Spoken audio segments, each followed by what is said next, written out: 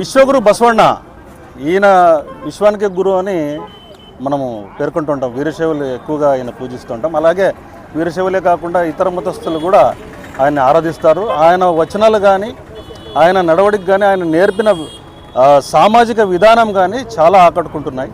ఆయన మానవ సేవే మాధవ సేవ అని భావించే వ్యక్తి. అలాగే కాయకవే కైలాస అంటే శ్రమే నీ ఆయుధం, శ్రమే నీకు సౌందర్యం అని చెప్పిన మహానుభావుడు ఆయన. అంతేకాదు దేహమే దేవాలయం అని చెప్పిన మహానుభావుడు కూడా ఆయన వచనాలు దాదాపు ఏం లేదంటే కూడా 1,64,000 వచనాలు ఉన్నాయి.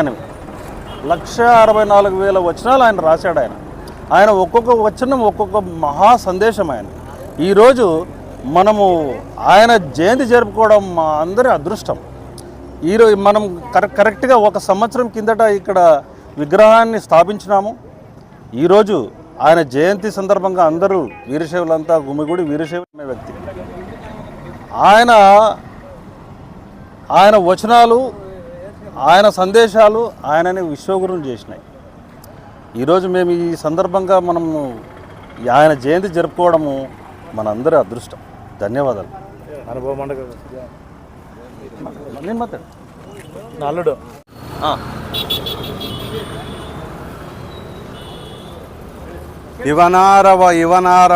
ಇವನಾರವ ಎಂದೆನಿಸಿದರಯ್ಯ ಇವ ನಮ್ಮವ ಎಂದೆನಿಸಯ್ಯ ನಮ್ಮ ಮನೆಯ ಮಗನೆಂದೆನಿಸಯ್ಯ కూడల సంగమ దేవ. ఇక్కడ ఈ వచనం యొక్క అర్థం ఏమంటే ప్రతి ఒక్క మనిషిని వీడెవరు ఏ కులము ఏ జాతి అని చూడకండి, వీడు మావాడు మా ఇంటి బిడ్డ అని మీరు ఆలోచించండి.